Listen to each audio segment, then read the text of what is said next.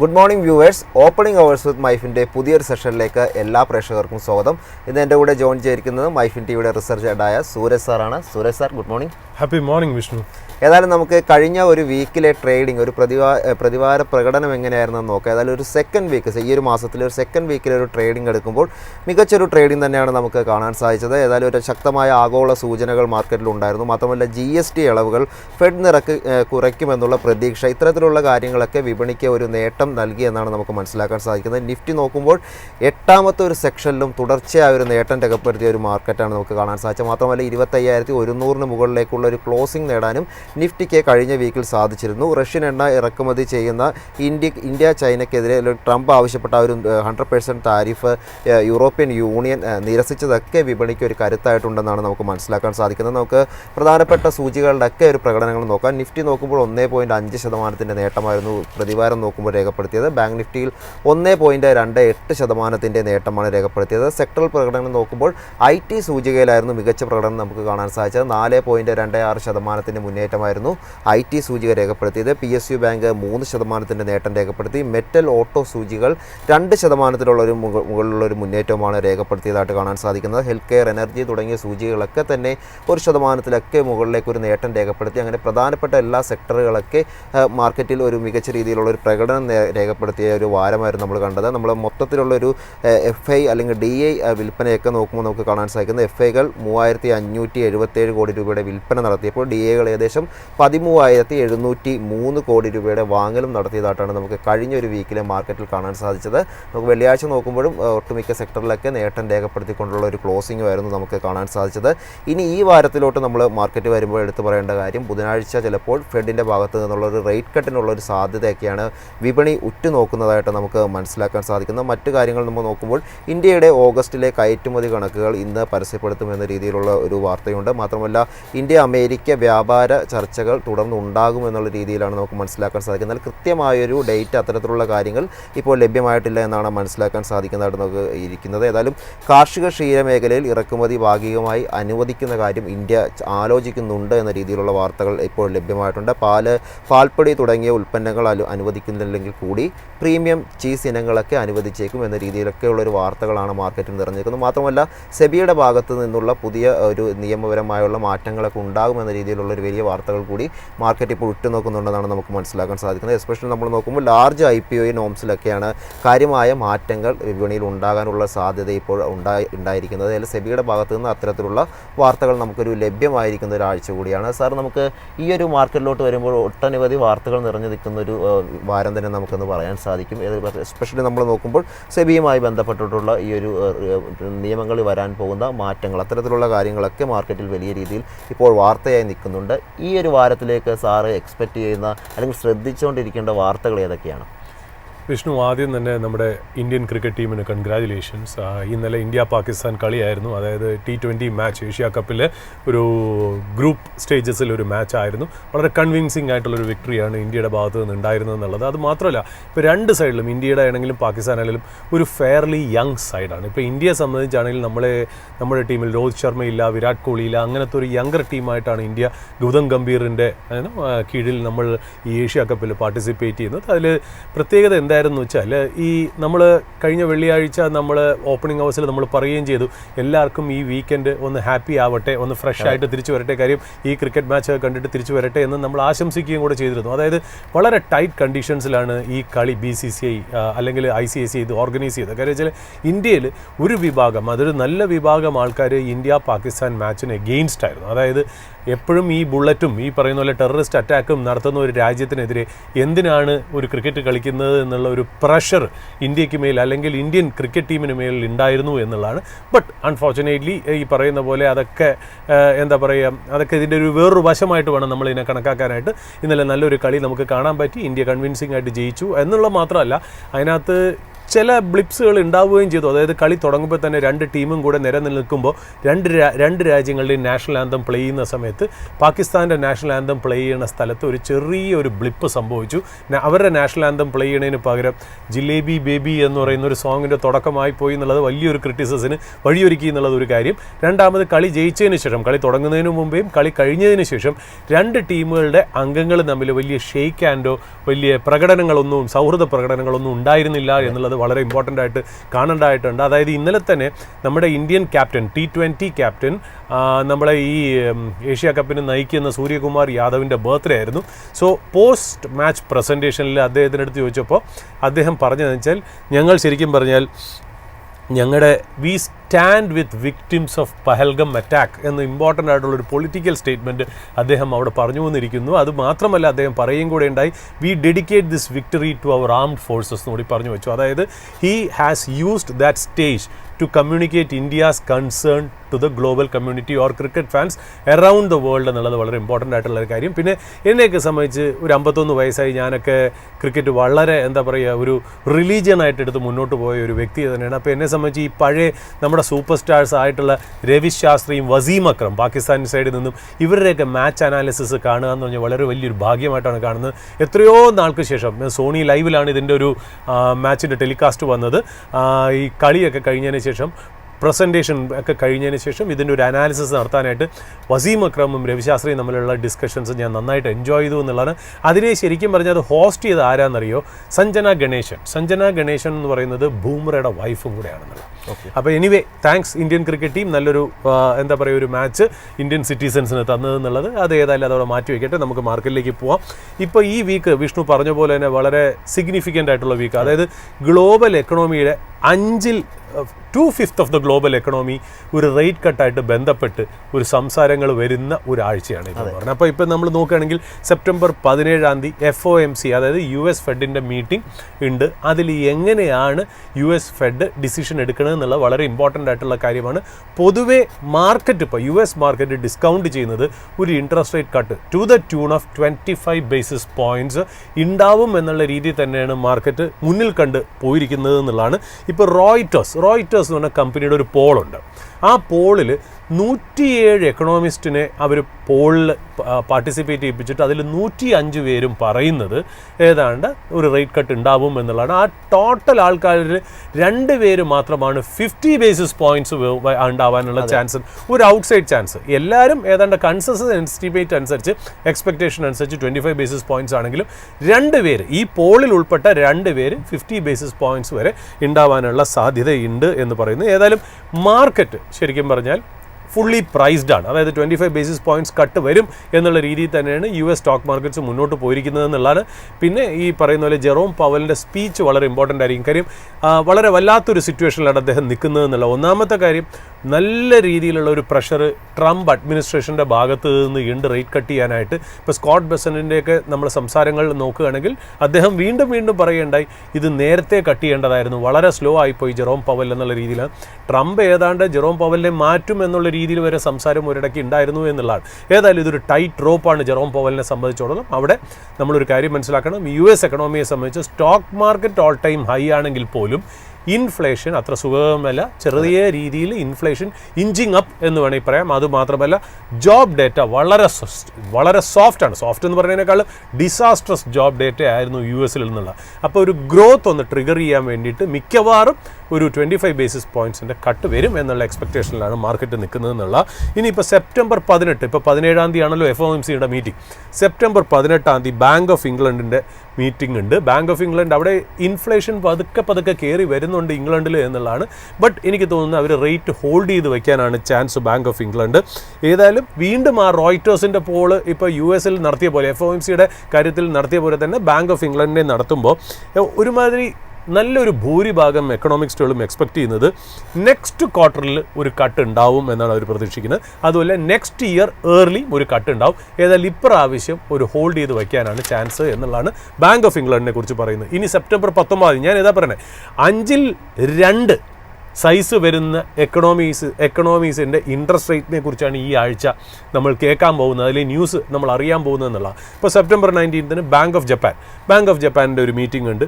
അതും ഈ പറയുന്ന പോലെ മിക്കവാറും അവർ ഇൻട്രസ്റ്റ് റേറ്റ് സ്റ്റഡി ആയിട്ട് കീപ്പ് ചെയ്യാനാണ് ചാൻസ് എന്നുള്ളതാണ്. ബട്ട് അവിടുത്തെ ഇമ്പോർട്ടൻറ്റ് കാര്യം എന്ന് വെച്ചാൽ അവിടുത്തെ ഗവർണറിൻ്റെ സ്പീച്ച് വളരെ ശ്രദ്ധിച്ച് നമുക്ക് കേൾക്കേണ്ടതായിരിക്കണം. കാര്യം അവർ ജാനുവരിക്ക് ശേഷം അവർ ഇൻട്രസ്റ്റ് റേറ്റ് ഹൈക്ക് ചെയ്തില്ല. അവരേതാണ്ട് ഈ US-ൻ്റെ ടാരിഫ് എങ്ങനെയാണ് ജാപ്പനീസ് എക്കണോമിയെ അഫക്റ്റ് ചെയ്യാൻ പോണത് എന്നുള്ളത് നോക്കിക്കൊണ്ടിരിക്കുകയാണ് എന്നുള്ളതാണ്. ഇപ്പോൾ ഏതാണ്ട് ഒരു ട്രേഡ് ഡീലൊക്കെ US-ഉം ജപ്പാനും തമ്മിൽ ആയ സ്ഥിതിക്ക് എങ്ങനെയാണ് അവർ അതിനെ കാണുന്നത്, എങ്ങനെയാണ് അത് കാണുന്നത് എന്നുള്ള വളരെ ഇമ്പോർട്ടൻ്റ് ആയിട്ട് ജാപ്പനീസ് ഗവർണറിൻ്റെ സ്പീച്ചിൽ നിന്ന് നമുക്ക് മനസ്സിലാവുന്നതാണ്. അവിടെ ഈ പറഞ്ഞ പോലെ റോയിറ്റേഴ്സിൻ്റെ പോൾ നടത്തുമ്പോൾ എക്കണോമിസ്റ്റുകളെല്ലാം എക്സ്പെക്ട് ചെയ്യുന്നത് Q4 അതായത് 4th quarter കൂടി മിക്കവാറും ഒരു 25 basis points ആയിരിക്കാം ഈ പറയുന്ന ഒരു കട്ടായിരിക്കാം ഈ പറയുന്ന പോലെ ജപ്പാനിൽ വരുന്നത് എന്നുള്ളതാണ്. നമ്മളിപ്പോൾ ഒരു ഹാൻഡ് ഓവർ ഡീറ്റെയിൽസ് നോക്കുകയാണെങ്കിൽ US മാർക്കറ്റ് ഒരു മിക്സഡ് ഡേ ഓഫ് ട്രേഡ് ആയിരുന്നു ഫ്രൈഡേ നിന്ന്. അപ്പോൾ ഫ്രൈഡേത്തെ ക്ലോസിംഗ് ആണല്ലോ നമ്മൾ ഇന്ന് ഹാൻഡ് ഓവർ ഡീറ്റെയിൽസ് ആയിട്ട് എടുക്കുന്നത്. അവിടെ നമ്മൾ നോക്കുകയാണെങ്കിൽ നാസ്ഡാക്ക് ഓൾ ടൈം ഹൈയിൽ തന്നെയാണ്. ഡൗ ജോൺസ് നമ്മൾ നോക്കുകയാണെങ്കിൽ 0.59% ഡൗൺ ആയിരുന്നു എന്നുള്ളതാണ്. നാസ്ഡാക്ക് എന്നാൽ നേരെ തിരിച്ച് 0.45% അപ്പായിരുന്നു. S&P 500 slightly on the positive side ഒരു 0.05% അപ്പാണോ എന്നുള്ളതാണ്. പിന്നെ നമ്മൾ മറ്റുള്ള ഡീറ്റെയിൽസ് നോക്കുകയാണെങ്കിൽ ബോണ്ട് മാർക്കറ്റിലേക്ക് നമ്മൾ നോക്കുകയാണെങ്കിൽ US 10-year ബോണ്ട് ഡീൽഡ് ഒന്ന് ചെറുതായിട്ടൊന്ന് ഡിപ്പ് ചെയ്തു. അതായത് എനിക്ക് തോന്നുന്നു ഈ US-ൽ ഈ FOMC മീറ്റിങ്ങിൽ 25 basis points കട്ട് വരും എന്ന് പ്രതീക്ഷിച്ചാണെന്ന് തോന്നുന്നു. ചെറിയ ഒരു താഴോട്ടുള്ളൊരു നെഗറ്റീവ് ബയസാണ് ബോണ്ട് ഡീൽഡിൽ കണ്ടത്. ഇപ്പോൾ ബോണ്ട് ഡീൽഡ് ട്രേഡ് ചെയ്യുന്നത് 4.06% ആണെന്നുള്ളതാണ്.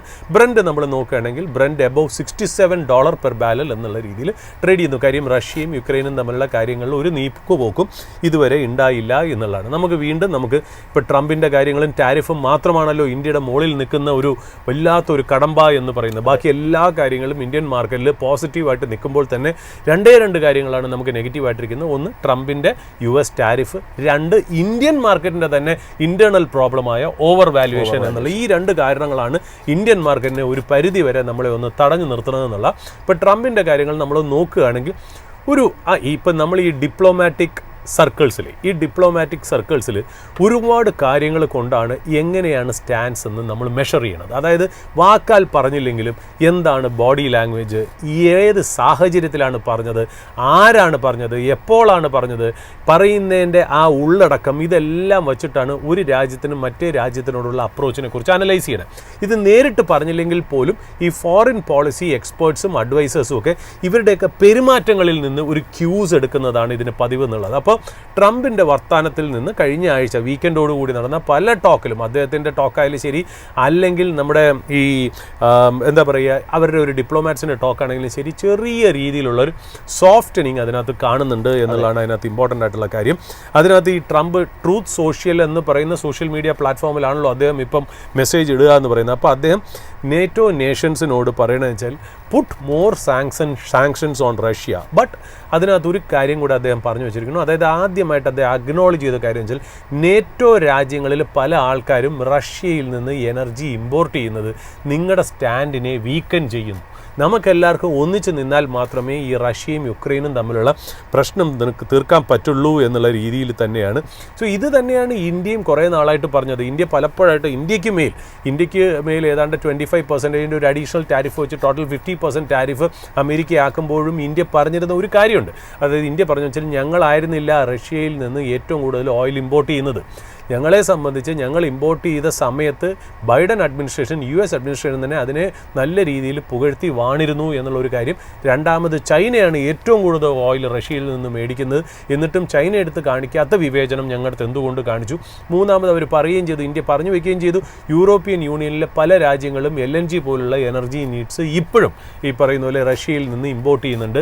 അവരുടെ അടുത്തൊന്നും കാണിക്കാത്ത ആ വിവേചനം എന്തുകൊണ്ട് ഞങ്ങളുടെ അടുത്ത് കാണിക്കുന്നു എന്നുള്ള. അപ്പോൾ തീർച്ചയായിട്ടും അത് ഞാൻ ആലോചിക്കട്ടെ, ഞാൻ കേട്ടിട്ടില്ല, നോക്കട്ടെ എന്നൊക്കെ പറഞ്ഞ് ട്രംപ് ഒഴിഞ്ഞു മാറിയെങ്കിലും ഇപ്രാവശ്യം ഈ വീക്കെൻഡിൽ നാറ്റോ അതായത് നോർത്ത് അറ്റ്ലാന്റിക് ട്രീറ്റി ഓർഗനൈസേഷനോട് സംസാരിച്ചതിൻ്റെ സബ് ടെക്സ്റ്റിൽ അദ്ദേഹം പറഞ്ഞു വെക്കുന്നു. അതായത് നിങ്ങൾ എന്തിനാണ് ഇത് മേടിക്കുന്നത് എന്നുള്ളതും കൂടെ പറഞ്ഞു വെക്കുന്നു എന്നുള്ള. ഇപ്പോൾ നമ്മൾ ടോട്ടലായിട്ട് ഒരു ട്രംപിൻ്റെ സ്ട്രാറ്റജി നമ്മൾ നോക്കുകയാണെങ്കിൽ ഇപ്പോൾ സെപ്റ്റംബർ മാസം നമ്മുടെ ഇവിടെ ഇപ്പോൾ ഈ പറഞ്ഞ പോലെ ഓണം കഴിഞ്ഞതിന് ശേഷം തന്നെ നമ്മൾ നോക്കുകയാണെങ്കിൽ സെപ്റ്റംബർ 9th നമ്മൾ നോക്കുകയാണെങ്കിൽ ട്രംപ് പല രീതിയിലും ഒരു ഇൻഡിക്കേഷൻ കൊടുത്തിരുന്നു.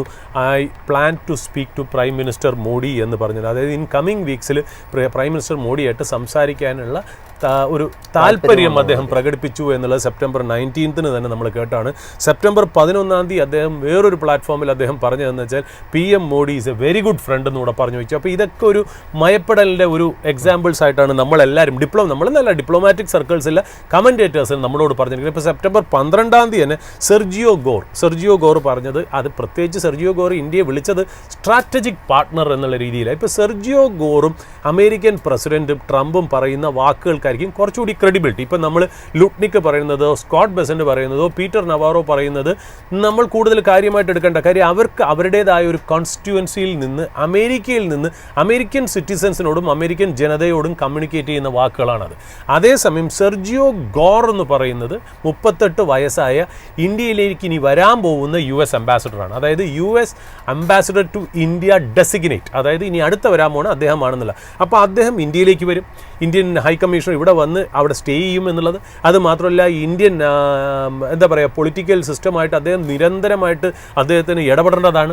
അങ്ങനത്തെ ഒരു വ്യക്തി ഇന്ത്യ സ്ട്രാറ്റജിക് പാർട്ട്ണറായിട്ട് കാണുന്നെങ്കിൽ തീർച്ചയായിട്ടും ഒരു ട്രംപിൻ്റെ മെസ്സേജാണ് അദ്ദേഹം പാസ് ഓൺ ചെയ്തിരിക്കുന്നത് എന്നുള്ളതാണ് നമുക്ക് സട്ടിലായിട്ട് അതിൻ്റെ ഇടയിൽ കൂടെ നമുക്ക് മനസ്സിലാവുന്നത് എന്നുള്ളൊരു കാര്യം. പിന്നെ ഒരു ട്രംപ് യൂറോപ്യൻ യൂണിയനും ഒരു മെസ്സേജ് കൊടുക്കുന്നുണ്ട്. അതായത് ട്രംപിനെ സംബന്ധിച്ച് എനിക്ക് തോന്നുന്നു സെപ്റ്റംബർ 13 തന്നെ, അതായത് 12 നമ്മൾ ഈ പറയുന്ന പോലെ സെർജിയോ ഗോറിൻ്റെ ഈ ഒരു സ്ട്രാറ്റജിക് പാർട്ട്ണർ എന്നുള്ള ഒരു വർത്തമാനം കേൾക്കുന്നു. അതുകൂടാതെ സെപ്റ്റംബർ 13 ആകുമ്പോഴത്തേക്കും ട്രംപ് യൂറോപ്യൻ യൂണിയൻ എടുത്ത് പറയുന്നത്, നിങ്ങൾ 50% തൊട്ട് 100% വരെ ചൈനയുടെ മേൽ ടാരിഫ് അടിച്ചേൽപ്പിക്കണമെന്ന് പറയുമ്പോൾ തന്നെ അതിനകത്ത് പർപ്പസ്ഫുള്ളി ആയിട്ട് അതിനകത്ത് ഇന്ത്യ എന്ന് പറയുന്ന വാക്ക് അദ്ദേഹം യൂസ് ചെയ്തില്ല എന്നുള്ളതാണ് ഭയങ്കര ഇമ്പോർട്ടൻ്റ് ആയിട്ടുള്ള ഒരു കാര്യം എന്ന് പറയുന്നത്. ഇപ്പോൾ ഇന്ത്യൻ മാർക്കറ്റിനെ സംബന്ധിച്ച് ഏതാണ്ട് ഇതെല്ലാം നല്ല ഒരു കാര്യമായിട്ട് ആൻറ്റിസിപ്പേറ്റ് ചെയ്തിട്ട് തന്നെയാണ് ഇന്ത്യൻ മാർക്കറ്റ് അവിടെ നിന്ന് ഒരു ലോവർ പോയിന്റിൽ നിന്ന് തിരിഞ്ഞതെന്ന് വേണം നമുക്ക് മനസ്സിലാക്കാനായിട്ട്. പിന്നെ അതുമാത്രമല്ല, ട്രംപ് യൂറോപ്യൻ യൂണിയൻ എടുത്ത് പറഞ്ഞപ്പോഴേ ഞങ്ങൾ എടുക്കുന്ന, അതായത് US എടുക്കുന്ന റഷ്യയ്ക്ക് അഗെയിൻസ്റ്റ് എടുക്കുന്ന മെഷറിൻ്റെ അത്രയും പവറിലല്ല യൂറോപ്യൻ യൂണിയൻ മെഷേഴ്സ് റഷ്യയുടെ അടുത്ത് എടുക്കുന്നത്. കാരണം എന്താ വെച്ചാൽ യൂറോപ്യൻ യൂണിയനിലെ പല രാജ്യങ്ങളും അവരുടെ എനർജി നീഡ്സിന് റഷ്യയെ ഡിപ്പെൻഡ് ചെയ്യുന്നുണ്ട് എന്നുള്ള. അതെങ്ങനെ പറ്റും? ഇപ്പോൾ നേറ്റോനോടും G7 കൺട്രീസിനോടും യൂറോപ്യൻ യൂണിയനോടും ഒക്കെ ഇപ്പോൾ ട്രംപ് പറഞ്ഞു തുടങ്ങി ഈ ആഴ്ച മുതൽ, അതായത് 3-4 ദിവസം മുതൽ, ഈ വീക്കെൻഡ് മുതൽ പറഞ്ഞു തുടങ്ങി, അക്നോളജ് ചെയ്ത് തുടങ്ങി എന്ന് പറയുന്ന വാക്കായിരിക്കും കുറച്ചുകൂടി നല്ലത്. അതായത് നിങ്ങളും റഷ്യയെ ഡിപ്പെൻഡ് ചെയ്യുന്നില്ലേ എന്നുള്ളത്. അപ്പോൾ അതായത് ഇപ്പോൾ ഇന്ത്യയെ മാത്രം സിംഗിൾ ഔട്ട് ചെയ്തു എന്നുള്ളൊരു വിഷമം വന്ന പോലെയാണ് അദ്ദേഹം പറഞ്ഞത്. ഇതൊക്കെ മനസ്സിലാക്കാതെ ചെയ്താണെന്നൊന്നും പറഞ്ഞാൽ നമ്മൾ വിശ്വസിക്കില്ല. ഈ പറഞ്ഞ പോലെ ഒരു US പ്രസിഡന്റിന് അറിയാത്ത കാര്യങ്ങളൊന്നും അല്ലല്ലോ എന്നുള്ളത്. അപ്പം അതൊരു വസ്തുവിടെ പോകുന്നു എന്നുള്ള. പിന്നെ India US trade talk Vishnu പറഞ്ഞ പോലെ ഈ ആഴ്ച നടക്കും എന്നുള്ളതാണ് സോഴ്സസ് പറയുന്നത്. വാഷിങ്ടണിൽ ഈ വീക്ക് തന്നെ ഇന്ത്യൻ ഡെലിഗേറ്റ്സ് അവിടെ വരുമെന്നും ചർച്ചകൾ പതുക്കെ സൈഡ് ലൈൻസിൽ തുടങ്ങും എന്നുള്ള ഒരു ഇൻഫർമേഷനും കൂടെ അൺകൺഫേംഡ് സോഴ്സസിൽ നിന്ന് റിപ്പോർട്ട്സ് നമുക്ക് കിട്ടുന്നു എന്നുള്ളതാണ്. പിന്നെ ഇന്ത്യയും യൂറോപ്യൻ യൂണിയനും തമ്മിലുള്ള ട്രേഡ് ടോക്ക് നടന്നുകൊണ്ടിരിക്കുന്നു. ഇന്ന് നടക്കും, ന്യൂഡൽഹിയിലാണ് നടക്കുന്നത്. മിക്കവാറും ഇയർ എൻഡോടുകൂടി യൂറോപ്യൻ യൂണിയനും ഇന്ത്യയും തമ്മിലുള്ള ഒരു ട്രേഡ് ഡീലിൽ എത്താനുള്ള സാധ്യതകളും വളരെ ഹൈ ആണെന്നുള്ള. പിന്നെ നമ്മൾ നോക്കുകയാണെങ്കിൽ മാഡ്രിഡിൽ, അതായത് സ്പെയിനിൻ്റെ ക്യാപിറ്റൽ മാഡ്രിഡിൽ US-ഉം ചൈനയും തമ്മിലുള്ള ട്രേഡ് ടോക്ക് സെക്കൻഡ് ഡേ, അതായത് അടുത്ത റൗണ്ട് ഓഫ് ട്രേഡ് ടോക്ക് തുടങ്ങി. ഇന്നത്തേക്ക് എനിക്ക് തോന്നുന്നു 2ാമത്തെ ദിവസമായിരിക്കും ട്രേഡ് ടോക്ക് പോകുന്നതെന്നുള്ള. അപ്പോൾ ഇതിൽ എന്തൊക്കെയാണ് ഉയർന്നു വരുന്നതെന്നുള്ളതാണ് നമുക്ക് മനസ്സിലാക്കേണ്ടത്. ടിക്ടോക്കൊക്കെ അതിൻ്റെ അകത്തൊരു വലിയൊരു അജണ്ടയാണ്. ചൈനീസ് കമ്പനിയാണല്ലോ ഈ ടിക്ടോക്ക് എന്ന് പറഞ്ഞാൽ. അപ്പോൾ അതിൻ്റെ ഓണർഷിപ്പിൻ്റെ കാര്യത്തിലൊക്കെ ഒരുപാട് സംസാരങ്ങളൊക്കെ അവിടെ ഉണ്ടാവും എന്നുള്ളതാണ്. പിന്നെ വിഷ്ണു ചെറുതായിട്ടൊന്ന് സൂചിപ്പിച്ചിരുന്നു, അതായത് ഈ അഗ്രികൾച്ചർ എക്സ്പോർട്ട്സ്, അതായത് അമേരിക്കയിൽ നിന്ന് ഉള്ള അഗ്രികൾച്ചർ അല്ലെങ്കിൽ ഡയറി പ്രോഡക്ട്സിൻ്റെ എക്സ്പോർട്ടാണ് ഒരു സോർ പോയിൻ്റായിട്ട് ഇന്ത്യയും US-ഉം തമ്മിലുള്ള ഡിസ്കഷനിൽ ഇടയിലൊരു ഹേർഡിലായിട്ട് നിൽക്കുന്നത് എന്നുള്ളത്. ഇപ്പോൾ അതിനകത്തൊരു ചെറിയൊരു മയപ്പെടൽ കണ്ട പോലെയാണ് നമുക്ക് തോന്നുന്നത്. അതായത് ഇപ്പോൾ വിഷ്ണു പറഞ്ഞത് ശരിയാണ്. അതായത് ഞങ്ങൾ സാധാരണ പാലോ യോഗർട്ടോ അല്ല, മിൽക്കോ യോഗർട്ടോ മാസ് പ്രോഡക്ട്സ് അല്ല ഇന്ത്യയിലേക്ക് ഞങ്ങൾ എക്സ്പോർട്ട് ചെയ്യാൻ ഉദ്ദേശിക്കുന്നത്. ഇന്ത്യൻ പോപ്പുലേഷൻ്റെ എലീറ്റ് ക്രൗഡിന്, അതായത് ഒരു 2 തൊട്ട് 5% വരെയുള്ള റിച്ചർ പോപ്പുലേഷനെ ഉദ്ദേശിച്ചുള്ള പ്രോഡക്ട്സ് മാത്രമാണ്. അതായത് പ്രീമിയം ചീസ് പ്രോഡക്ട്സ് ആണ് ഞങ്ങൾ ഇന്ത്യയിലേക്ക് കയറ്റുമതി ചെയ്യാനായിട്ട് ഉദ്ദേശിക്കുന്നത് എന്നുള്ള ഒരു വിൻഡോ ഓഫ് നെഗോസിയേഷന് വേണ്ടിയിട്ട് ഒരു വിൻഡോ ഓപ്പൺ ചെയ്തിട്ടു. അതായത് കോമൺ മാനെയോ ഇന്ത്യൻ കർഷകരെയോ ഇൻഡയറക്ട്ലി, അത് നേരിട്ട് അവർ പറഞ്ഞു കഴിഞ്ഞെങ്കിലും ഇൻഡയറക്ട്ലി അവർ പറഞ്ഞു വയ്ക്കുന്നത് കോമൺ മാനെയോ നിങ്ങളുടെ കർഷകരെയോ അതായത് ഡയറി ഫാർമേഴ്സിനെയോ അഫക്റ്റ് ചെയ്യുന്ന രീതിയിലുള്ള പ്രോഡക്ട്സ് ഞങ്ങൾ കൊണ്ടുവരാൻ സാധ്യതയില്ല എന്നുള്ളത്. ഇത് ബിസിനസ് സ്റ്റാൻഡേർഡ് വലിയൊരു ആർട്ടിക്കിൾ ഇതിനെക്കുറിച്ച് എഴുതിയിരുന്നു എന്നുള്ളത്. ഇപ്പോൾ ഇന്ത്യയെ സംബന്ധിച്ച് നമ്മൾ നോക്കുകയാണെങ്കിൽ നോക്കുകയാണെങ്കിൽ 2024-25 ഏതാണ്ട് $11 മില്യൺ അടുപ്പിച്ച് നമ്മൾ ചീസ് ഇമ്പോർട്ട് ചെയ്തിട്ടുണ്ടെന്നാണ്. നമ്മൾ ഏറ്റവും കൂടുതൽ ചീസ് ഇമ്പോർട്ട് ചെയ്ത രാജ്യങ്ങളെന്ന് പറഞ്ഞാൽ ലിത്വേനിയ, എസ്റ്റോണിയ, ഇറ്റലി, UK എന്നിങ്ങനെ രാജ്യങ്ങളിൽ നിന്നാണ് നമ്മൾ ഈ പ്രീമിയം ചീസ് ഇമ്പോർട്ട് ചെയ്തിരുന്നത് എന്നുള്ളത്. അതായത് ഇപ്പോൾ നമ്മൾ നോക്കുകയാണെങ്കിൽ മോസറേല, പിന്നെ ആർട്ടിസനൽ ചീസ്, അങ്ങനത്തെ ഒരുപാട് എന്താ പറയുക ഒരു പ്രീമിയം പ്രോഡക്ട്സ് മാത്രമേ ചെയ്തിട്ടുള്ളൂ. അതും നമ്മൾ ഇമ്പോർട്ട് ഡ്യൂട്ടി എത്രയാണ് വെച്ചിരിക്കുന്നതെന്നറിയോ? 30-40% വരെ ഇമ്പോർട്ട് ഡ്യൂട്ടി വെച്ചിട്ടാണ് വെച്ചത്. അപ്പോൾ നമ്മൾ ഇവിടെ രസകരമായിട്ടുള്ളൊരു കാര്യം എന്നല്ല, US-ൻ്റെ ഒരു അലഗേഷൻ ഉണ്ടല്ലോ, അതായത് നമ്മൾ ടാരിഫിൻ്റെ മഹാരാജാവാണ് എന്ന് പറയുന്നത് ഒരു പരിധി വരെ കറക്റ്റാണ്. ഇപ്പോൾ US സിറ്റിസൻസിൻ്റെ കണ്ണിൽ കൂടെ നോക്കുമ്പോൾ ഉണ്ടല്ലോ, അത് തീർച്ചയായിട്ടും അവർ നോക്കുന്ന കാര്യം വെച്ചാൽ ഇന്ത്യയിലേക്ക് ഇന്ത്യൻ എന്താ പറയുക IT-കാർ വരുന്നു, ഫാർമസ്യൂട്ടിക്കൽ പ്രോഡക്ട്സ് വരുന്നു, ഒരുപാട് പ്രോഡക്റ്റുകൾ ഇന്ത്യയിൽ നിന്ന് US-ലേക്ക് വരുന്നു. US ആണെങ്കിൽ അത് വളരെ ചെറിയ ഒരു ടാരിഫ് മാത്രമേ ചാർജ് ചെയ്തിരുന്നുള്ളൂ ഇതുവരെ. എന്നാൽ നമ്മുടെ ഇവിടുന്ന് പോകുന്ന എല്ലാ സാധനങ്ങൾക്കും ഈ പറയുന്ന പോലെ ഒരു ഹയർ ടാരിഫ് വച്ചു എന്നുള്ളത് ഒരു US സിറ്റിസൻസിൻ്റെ കണ്ണിൽ കൂടെ നോക്കുമ്പോൾ ശരിക്കും പറഞ്ഞാൽ ട്രംപ് ചെയ്യുന്ന കാര്യങ്ങൾ ശരിയാണ്. പക്ഷേ ഇന്ത്യ എന്തുകൊണ്ട് ചെയ്യുന്നു എന്നുള്ള, ഇന്ത്യ ഒരു ഡെവലപ്പിംഗ് നേഷനാണ് എന്നുള്ളതാണ് US സിറ്റിസൻസ് മനസ്സിലാക്കേണ്ട ഒരു കാര്യം. കാര്യം US സിറ്റിസൻസ് അവർ നിൽക്കുന്നത് വേൾഡ്സ് മോസ്റ്റ് പവർഫുൾ രാജ്യത്തിൻ്റെ കുടക്കീഴിലാണ് അവർ നിൽക്കുന്നത് എന്നുള്ളത്. എന്നാൽ നമ്മൾ അങ്ങനെയല്ല.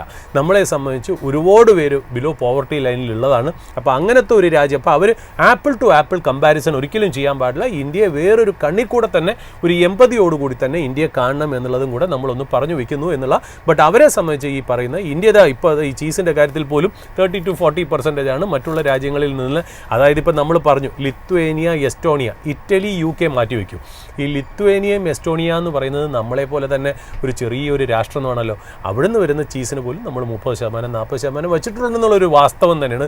ഇന്ത്യ ടാരിഫ് കിങ് ആണോ എന്ന് ചോദിച്ചു കഴിഞ്ഞാൽ ഫോറിനേഴ്സിനെ സംബന്ധിച്ച് യെസ്, നമ്മളെ സംബന്ധിച്ച് നമ്മുടെ പേട്രിയോട്ടിസവും നമ്മുടെ നാഷണാലിസവും നമ്മുടെ രാജ്യത്തിൻ്റെ പ്രശ്നങ്ങളും നമ്മുടെ രാജ്യത്തിൻ്റെ സമ്പദ്ഘടനയും നമ്മുടെ രാജ്യത്തിൻ്റെ ഫാമേഴ്സിൻ്റെ സ്ഥിതിഗതികളും വെച്ച് നോക്കുമ്പോൾ ഒരു ഇന്ത്യൻ സിറ്റിസനെ സംബന്ധിച്ച് ഈ പറയുന്ന പോലെ നമുക്ക് അങ്ങനെ കാണാൻ സാധ്യതയില്ല എന്നുള്ള. ഇപ്പോൾ ഏത് വശം നോക്കിയാലും അവരവർ പറയുന്നത് കറക്റ്റാണ്. വിഷ്ണുവിന് എന്തോ പറയണം സാർ? ഇപ്പോൾ നമ്മൾ ഈ കാർഷിക ക്ഷീരമേഖലയിൽ ഇറക്കുമതിയുടെ കാര്യം തന്നെ എടുത്താൽ തന്നെ ഇതിപ്പോൾ എന്തായാലും ഈ താരിഫിൻ്റെ ഈ ഒരു പ്രശ്നം പരിഹരിക്കേണ്ടത് ഇരു രാജ്യങ്ങൾക്കും ആവശ്യമാണ്. അതുകൊണ്ട് തന്നെ ഇത് ഭാഗികമായി ചിലപ്പോൾ അനുവദിക്കും എന്ന രീതിയിലുള്ള ഒരു വാർത്തകളൊക്കെ ലഭ്യമാണ്. സാറിൻ്റെ ഒരു ഒപ്പീനിയനിൽ ഇത് ഭാഗികമായെങ്കിലും ഇത് അനുവദിക്കാനുള്ള ഒരു സാധ്യത താങ്കൾ കാണുന്നുണ്ടോ? ഇതിനകത്ത് പണ്ട് മുതലേ നമ്മൾ പറഞ്ഞിരുന്നൊരു കാര്യം എന്ന് പറഞ്ഞാൽ ഇന്ത്യയെ സംബന്ധിച്ച് ഒരു പ്രീമിയം പ്രോഡക്ട്സ് ഇമ്പോർട്ട് ചെയ്യുന്നതിൽ യാതൊരു ബുദ്ധിമുട്ടും അവിടെ ഉണ്ടാവില്ല എന്നുള്ളതാണ് ഞാൻ മനസ്സിലാക്കിയിരിക്കുന്നത് എന്നുള്ള. അപ്പോൾ ഏതെങ്കിലും ഇപ്പോൾ നമ്മളൊരു രണ്ട് രാജ്യങ്ങൾ തമ്മിലുള്ള ട്രേഡ് ഡീൽ നോക്കുമ്പോൾ നമുക്കതിനൊരു ഫസ്റ്റ് സ്റ്റെപ്പ് വയ്ക്കുന്നെങ്കിൽ നമ്മൾ കോമൺ മിനിമം പ്രോഗ്രാംസ് അക്സെപ്റ്റ് ചെയ്ത് മുന്നോട്ട് പോകുക എന്നുള്ളതാണ്. അപ്പോൾ ലോവർ ലെവലിലേക്കുള്ള കാര്യങ്ങളൊക്കെ നമുക്ക് പിന്നത്തേക്ക് സംസാരിക്കാം എന്നുള്ള രീതിയിലെങ്കിലും മാറ്റി വെച്ചിട്ട് പ്രീമിയം പ്രോഡക്ട്സിൽ എന്തായാലും നിങ്ങൾ പല രാജ്യങ്ങളിൽ നിന്നും ഡിപ്പെൻഡ് ചെയ്യുന്നു. ഓസ്ട്രേലിയ, സ്വിറ്റ്സർലൻഡൊക്കെ ഈ പറയുന്ന പോലെ ഡയറി പ്രോഡക്ട്സിൻ്റെ വലിയ രാജ്യങ്ങളാണ് ഈ പറയുന്ന പോലെ. അപ്പോൾ അതേപോലെ അവിടെ US-ൻ്റെ പ്രോഡക്ട്സ് പോലും നമുക്ക് പ്രീമിയം ലെവലിൽ നമ്മൾ അക്സെപ്റ്റ് ചെയ്യുന്നതുകൊണ്ട് പ്രോബ്ലം ഉണ്ടാവില്ല. അത് ഇന്ത്യയിലും വലിയ പ്രശ്നമുണ്ട്. കാര്യം ഇതൊക്കെ വെറും ഒരു 2%-5% ഓഫ് ദ ഇന്ത്യൻ പോപ്പുലേഷനെ മാത്രം അഫക്റ്റ് ചെയ്യുന്ന ഒരു പ്രോഡക്ട്സ് ആണ്. അപ്പോൾ അതുകൊണ്ട് മേ ബി ഒരു ഫസ്റ്റ് സ്റ്റെപ്പ് എന്ന രീതിയിൽ ആ ലെവലിലൊക്കെ നമ്മളൊരു ധാരണയായി കഴിഞ്ഞാൽ ബാക്കിയുള്ള കാര്യങ്ങൾ സാവകാശം നമുക്ക് ആലോചിക്കാവുന്നുള്ളതെന്നെല്ലാം നമുക്ക് മനസ്സിലാക്കേണ്ട ഒരു കാര്യം. പിന്നെ ഈ ഫ്രൈഡേ മാർക്കറ്റ് അവേഴ്സ് കഴിഞ്ഞിട്ട് ഇന്ത്യയിൽ ഇൻഫ്ലേഷൻ ഡേറ്റ, CPI ഡേറ്റ വന്നു എന്നുള്ളതാണ്. അത് ഏതാണ്ട് 46 ബേസിസ് പോയിൻറ്റ്സ് ഉയർന്നു. അതായത് ജൂലൈയെക്കാളിലും 46 ബേസിസ് പോയിൻറ്റ്സ് ഉയർന്ന് ഓഗസ്റ്റിലെ ഫിഗർ വന്നിരിക്കുന്നത് 2.07 ആണ്. കാര്യം ജൂലൈയിൽ അതെനിക്ക് തോന്നുന്നു 1.61% ആയിരുന്നു, അവിടെ നിന്ന് ഉയർന്ന് 2.07% ആയി എന്നുള്ളതാണ്. മോർഗൻ സ്റ്റാൻലി അതിനെ ബേസ് ചെയ്ത് ഒരു റിപ്പോർട്ട് വിട്ടിരുന്നു. കേദാർ പ്രഭു നമുക്കത് ഷെയർ ചെയ്തിരുന്നു എന്നുള്ളത്. അപ്പോൾ മോർഗൻ സ്റ്റാൻലിയുടെ റിപ്പോർട്ട് അനുസരിച്ച് ഒക്ടോബർ പോളിസിയിൽ RBI വീണ്ടും ഈസി ചെയ്യാനുള്ള ചാൻസുകൾ വളരെ ഹൈ ആണെന്നുള്ള രീതിയിലാണ് പറഞ്ഞു വയ്ക്കുന്നത്. ഇപ്പോൾ നിഫ്റ്റിയുടെ ലെവൽ നമ്മൾ നോക്കുകയാണെങ്കിൽ ലാസ്റ്റ് 8 ട്രേഡിംഗ് സെഷനായിട്ട് പോസിറ്റീവായിട്ട് ക്ലോസ് ചെയ്തു. അതായത് ഫസ്റ്റ് ടൈം ഇൻ 2025 ആണ് 8 സെഷൻസ് ആയിട്ട് അത് ക്ലോസ് ചെയ്യുക എന്നുള്ളത്. അതായത് ഇന്ത്യ 2025 ഏഷ്യയിൽ തന്നെ വേഴ്സ്റ്റ് പെർഫോമിംഗ് മാർക്കറ്റ് ആയിരുന്നു എന്നുള്ളത്. ഇപ്പോൾ നമ്മൾ അതിനൊരു കമ്പാരിസൺ നോക്കുകയാണെങ്കിൽ MSCI മോർഗൻ സ്റ്റാൻലിയുടെ ആ ഒരു ഇൻഡെക്സ് ഉണ്ടല്ലോ, MSCI Asia X Japan, Asia index എടുക്കുകയാണെങ്കിൽ അതിൽ ജപ്പാനെ മാറ്റി വെച്ചിട്ടുള്ള X Japan Asia MSCI index നോക്കുകയാണെങ്കിൽ 21% അപ്പായിരുന്നപ്പോൾ ഇന്ത്യ നിഫ്റ്റി വെറും 1% ആണ്. അപ്പോൾ അതായത് 20% of out performance MSCI emerging markets X Japan perform ചെയ്യുന്നു. അതായത് നമ്മൾ 20% അണ്ടർ പെർഫോമർ ആയിരുന്നു എന്നുള്ളതാണ്. എനിക്ക് തോന്നുന്നത് 30 കൊല്ലത്തെ ഏറ്റവും വീക്കസ്റ്റ് പെർഫോമൻസ് ആയിരുന്നു ഇന്ത്യയുടെ എന്നുള്ളതാണ് നമുക്ക് മനസ്സിലാവുന്ന ഒരു കാര്യം. പിന്നെ ഇന്ത്യൻ മാർക്കറ്റിൽ ഒരു ട്രെൻഡ് ചേഞ്ച് ചെയ്തു എന്നൊക്കെ നമ്മൾ പറയുമെങ്കിൽ പോലും ആ ഒരു ഫയർ പവർ ഇന്ത്യൻ മാർക്കറ്റിന് കിട്ടിയിട്ടില്ല എന്നുള്ളതാണ്. ഏതാണ്ട് 55% of market wide stocks 40 week equal moving averages cut ചെയ്ത് നിൽക്കുന്നു എന്നുള്ളത് ടെക്നിക്കലി ഒരു പോസിറ്റീവായിട്ടുള്ളൊരു കാര്യമാണ്. ഇപ്പോൾ ഇപ്രാവശ്യം നമ്മൾ നോക്കുകയാണെങ്കിൽ ഒരുപാട് കമൻറ്റേറ്റേഴ്സ് സ്ട്രോങ് പോസിറ്റീവായിട്ട് ഈ വീക്കിൽ പറഞ്ഞിരിക്കുന്നത് മെറ്റൽസ് ആൻഡ് ഓട്ടോമൊബൈൽ സ്റ്റോക്കാണ്. കഴിഞ്ഞ ആഴ്ച നമ്മൾ പൊതുവേ ഒരു പെർഫോമൻസിനെ നമ്മൾ നോക്കുകയാണെങ്കിൽ ഐ ടിയും ഡിഫൻസും ആയിരുന്നു. അപ്പോൾ കഴിഞ്ഞ ആഴ്ച ഐ ടിയും ഡിഫൻസും ഇപ്രാവശ്യം കൂടുതൽ അനലിസ്റ്റുകൾ മെറ്റലും ഓട്ടവും പറയുന്ന സ്ഥിതിക്ക് നമുക്ക് ഒരു കാര്യത്തിൽ പോസിറ്റീവ് നമുക്ക് കാണാം. അതായത് എല്ലാ സെക്ടേഴ്സിലും ബ്രോഡ് ബേസ്ഡ് ആയിട്ട് ഒരു റെക്കമെൻഡേഷൻ വരുന്നു. അതായത് ഒരു സെക്ടറോ ഒരു സ്റ്റോക്കോ കാരണം മാത്രമല്ല ഇന്ത്യൻ മാർക്കറ്റ് മൂവ് ചെയ്യുന്നതെന്നുള്ളത് വളരെ ബ്രോഡായിട്ട് നമ്മൾ നോക്കുമ്പോൾ ഒട്ടുമിക്ക സെക്ടറുകളും ഒരു പോസിറ്റീവായ രീതിയിലോട്ട് മാർക്കറ്റിംഗ് മാറുന്നതായിട്ട് കാണുന്നുണ്ട്. തീർച്ചയായിട്ടും. അപ്പോൾ ഈ പറയുന്ന പോലെ പിന്നെ നമ്മൾ മാർക്കറ്റിൽ ഒന്ന് നോക്കുകയാണെങ്കിൽ ഒന്ന് കേബിൾസ് ആൻഡ് വയർ സ്റ്റോക്സ് നമ്മളൊന്ന് ശ്രദ്ധിക്കേണ്ട കാര്യമുണ്ട്. ചിലപ്പോൾ ഒരു പോസിറ്റീവ് ഇമ്പാക്റ്റ് അതിലേക്ക് വരാനുള്ള സാധ്യതയൊന്ന് കാണുന്നുണ്ട്. കാര്യം അവർ GSTയുടെ റേറ്റ് റാഷണലൈസേഷന് ശേഷം അവരുടെ പ്രൈസ് ഇൻക്രീസ് ഒക്കെ എങ്ങനെയാണ് ആ സെക്ടറിനെ അഫക്റ്റ് ചെയ്യണമെന്നുള്ള കുറിച്ച് റിപ്പോർട്ട്സൊക്കെ ഈ വീക്കെൻഡ് പുറത്തു വന്നിരുന്നു എന്നുള്ള. പിന്നെ നമുക്ക് മാത്രമല്ല നേരത്തെ ഒന്ന് പറഞ്ഞു വെച്ച പോലെ സെബിയുടെ ഒരു മീറ്റിംഗ് ഉണ്ടായിരുന്നല്ലോ, അവിടെ ഈ F&O എക്സ്പയറി ഡേറ്റിനെ കുറിച്ചൊക്കെ ഒരു നെഗറ്റീവ് ന്യൂസ് വരും എന്ന് പ്രതീക്ഷിച്ച സ്ഥലത്ത് അതൊന്നും വന്നില്ല. ലാർജ് IPOനെ ബേസ് ചെയ്ത് മാത്രമുള്ള കുറച്ച് റിഫോംസും റൂൾസും ഒക്കെയാണ് വന്നത്. അത് കാരണം തന്നെ BSE പോലത്തുള്ള സ്റ്റോക്കുകൾ, നുവാമ പോലത്തെ സ്റ്റോക്കുകൾ, ഏഞ്ചൽ വൺ പോലെയുള്ള സ്റ്റോക്കുകളൊക്കെ ചിലപ്പോൾ ഒരു പോസിറ്റീവായിട്ട് ഈ വീക്ക് നിന്നേക്കാം എന്നുള്ളതാണ്. പിന്നെ നമുക്കിപ്പോൾ മനസ്സിലാവുന്ന ഒരു കാര്യം, ഇന്ത്യൻ ഗവൺമെൻറ് ഈ ഡേറ്റാ സെൻറ്റേഴ്സിന് 20 ഇയേഴ്സിൻ്റെ ഒരു ടാക്സ് ബ്രേക്ക് കൊടുക്കാനുള്ള സാധ്യതകൾ ഉണ്ട് എന്ന് പറഞ്ഞു വയ്ക്കുന്നു. കാര്യം വെച്ചാൽ കുറച്ച് കണ്ടീഷൻസ് അവർ പറയുന്നുണ്ട്. അതായത് കപ്പാസിറ്റി അഡീഷനൊക്കെ ടാർജറ്റ് അറ്റൈൻ ചെയ്തിട്ടുള്ള കപ്പാസിറ്റി അഡീഷൻ അവർ ചെയ്യുകയാണെങ്കിൽ, അല്ലെങ്കിൽ പവർ യൂസേജിന് ഒരു എഫക്റ്റീവ്നെസ്, ഒരു എഫിഷ്യൻ്റ് ആയിട്ടുള്ള പവർ യൂസേജ് കൊണ്ടുവരികയാണെങ്കിൽ, അല്ലെങ്കിൽ ഒരുപാട് പേർക്ക് ജോലി കൊടുക്കുകയാണെങ്കിൽ, ഇങ്ങനെ 3-4 കൺസിഡറേഷൻ പറയുന്നുണ്ട്. അങ്ങനെ ചെയ്യുന്ന ഡേറ്റാ സെൻറ്റർ കമ്പനീസിന് 20 കൊല്ലം വരെ ഒരു ടാക്സ് ബ്രേക്ക് കൊടുക്കാനുള്ള സാധ്യതകളുണ്ടെന്ന് ഇവിടെ പറഞ്ഞു. നമ്മൾ കഴിഞ്ഞ ആഴ്ച നമ്മൾ പറഞ്ഞിരുന്നു ടാറ്റ ടെക്നോളജി സ്റ്റോക്സിൽ നമ്മളൊരു ട്രേഡ് സെറ്റപ്പ് ഒരു പോസിറ്റീവായിട്ട് കാണുന്നുണ്ട്, റെക്കമെൻഡേഷൻ അല്ല എന്ന് നമ്മൾ പറഞ്ഞു വെച്ചു. നമ്മളിപ്പോൾ ഈ വീക്കെൻഡിൽ ഒരു ന്യൂസ് വന്നിരിക്കുന്നു. ഇന്ന് രാവിലെ പത്രങ്ങളെല്ലാം റിപ്പോർട്ട് ചെയ്തു. അതായത് ജർമ്മൻ ഓട്ടോമോട്ടീവ് എഞ്ചിനീയറിംഗ് സർവീസസ് കമ്പനിയായ ESTEC എന്ന് പറയുന്ന കമ്പനിയെ ഏറ്റെടുത്തിരിക്കുന്നു ഏതാണ്ട് 750 കോടിക്ക്. അതായത് ഈ അഡാസ് ടെക്നോളജിയൊക്കെ നല്ല രീതിയിൽ ചെയ്യുന്ന ഒരു കമ്പനിയാണ് ഈ ജർമ്മൻ കമ്പനി എന്നുള്ളത്. അപ്പോൾ അതിനെ ടേക്ക് ഓവർ ചെയ്തത് ഒരു പോസിറ്റീവായിട്ട് തന്നെ മാർക്കറ്റ് കാണുന്നു എന്നുള്ളതാണ്. അപ്പോൾ ഇതൊക്കെയാണ് ശരിക്കും പറഞ്ഞാൽ വളരെ ഇമ്പോർട്ടൻ്റ് ആയിട്ടുള്ള ഒരു കാര്യങ്ങൾ. ഞാൻ ചെറിയൊരു കാര്യം കൂടെ പറഞ്ഞ് ഞാൻ ശരിക്കും പറഞ്ഞാൽ പ്രേക്ഷകരുടെ മുന്നിൽ എനിക്ക് അവതരിപ്പിക്കണം എന്നൊരു ആഗ്രഹമുണ്ട്. അതായത് കമ്പനീസ് ഉണ്ടല്ലോ, ഈ കമ്പനീസിന് എക്സ്പാൻഷന് പൈസ വേണം. കമ്പനീസിന് എക്സ്പാൻഷന് പൈസ വേണമെങ്കിൽ അത്രയ്ക്ക് മാത്രം ഉള്ള ഒരു ഒരു നല്ല രീതിയിലൊരു എക്സ്പാൻഷൻ വേണം, നല്ല രീതിയിൽ ഫണ്ട് വേണം എന്നുണ്ടെങ്കിൽ കമ്പനികൾക്ക് 2 രീതിയിൽ ഫണ്ട് റേസ് ചെയ്യാം. ഒന്നെന്ന് പറയുന്നത് എന്താ, ഇക്വിറ്റി ഡൈല്യൂട്ട് ചെയ്യാം. അതായത് പ്രിഫറൻസ് ഷെയർ ഇഷ്യൂ ചെയ്യുക, അല്ലെങ്കിൽ വേറെ എന്തെങ്കിലും കൺവേർട്ടബിൾ ഡിബഞ്ചേഴ്സ് കൊണ്ടുവന്ന് പൈസ റേസ് ചെയ്യാം. പക്ഷേ അങ്ങനെ റേസ് ചെയ്യുന്ന പൈസയ്ക്ക് നമ്മൾ ഇൻട്രസ്റ്റ് അടയ്ക്കേണ്ട. കാര്യം ബാങ്കിൽ നിന്ന് എടുക്കുന്ന ലോണല്ലല്ലോ, അതുകൊണ്ട് ഇൻട്രസ്റ്റ് ഇല്ലാത്തൊരു പൈസയാണ് കിട്ടുന്നത്. ബട്ട് അതിൻ്റെ ഒരു നെഗറ്റീവ് എന്താ, ഷെയർ ഹോൾഡിംഗ് പാറ്റേൺ ഇൻക്രീസ് ചെയ്യും. 100 ഷെയർസ് ഉണ്ടായിരുന്ന ഒരു കമ്പനി ചിലപ്പോൾ 110 120 ആയി മാറും. അപ്പോൾ ഒരു ഷെയർ ഹോൾഡറിനെ സംബന്ധിച്ച്, നമ്മളെ സംബന്ധിച്ച് എന്താ, കമ്പനി പൈസ ഷെയർ ഹോൾഡേഴ്സിൻ്റെ നിന്ന് മേടിച്ച്, അതായത് പുതിയ ഷെയർ ഹോൾഡേഴ്സിൻ്റെ നിന്ന് മേടിച്ച് എക്സ്പാൻഡ് ചെയ്ത് പോകണമെങ്കിലും നമ്മളെന്ന് പറയുന്നത് 100-ൽ 1 ആയിരുന്നത് 120-ൽ 1 കുറയുമ്പോൾ നമ്മുടെ ഷെയർ അതിനകത്ത് കുറയും. അതായത് നമ്മുടെ വാല്യൂ അതിനകത്ത് കുറയും. അപ്പോൾ അതുകൊണ്ട് വാല്യൂ അക്രിയേറ്റീവ് അല്ല ഈ ഇക്വിറ്റി ഡൈല്യൂട്ട് ചെയ്ത് ഫണ്ട് റേസ് ചെയ്ത് മുന്നോട്ട് പോകണമെന്നുള്ളത്. അപ്പോൾ സാധാരണ നമുക്ക് അതിനകത്ത് ആർക്കും താല്പര്യമില്ല. ഒന്നാമത്തെ കാര്യം. രണ്ടാമത്തെ കാര്യം, ഒരു കമ്പനിക്ക് ഫണ്ട് റേസ് ചെയ്യണമെങ്കിൽ നേരത്തെ ഇക്വിറ്റി റേസ് ചെയ്യുന്ന കാര്യം പറഞ്ഞു, ഡെപ്റ്റ് വഴി റേസ് ചെയ്യാം. ഡെപ്റ്റ് വഴി റേസ് ചെയ്യാൻ ഒരു ബാങ്കോ ഫിനാൻഷ്യൽ ഇൻസ്റ്റിറ്റ്യൂഷനിലോ പോയിട്ട് ഒരു കോർപ്പറേറ്റ് ലോൺ എടുത്തിട്ട് പോകാം. പക്ഷേ കോർപ്പറേറ്റ് ലോൺ എടുത്ത് പോകുമ്പോൾ നമുക്ക് എന്ത് പറ്റും, മാസം തോറും അവർക്കൊരു ഇൻട്രസ്റ്റ് അടയ്ക്കണം.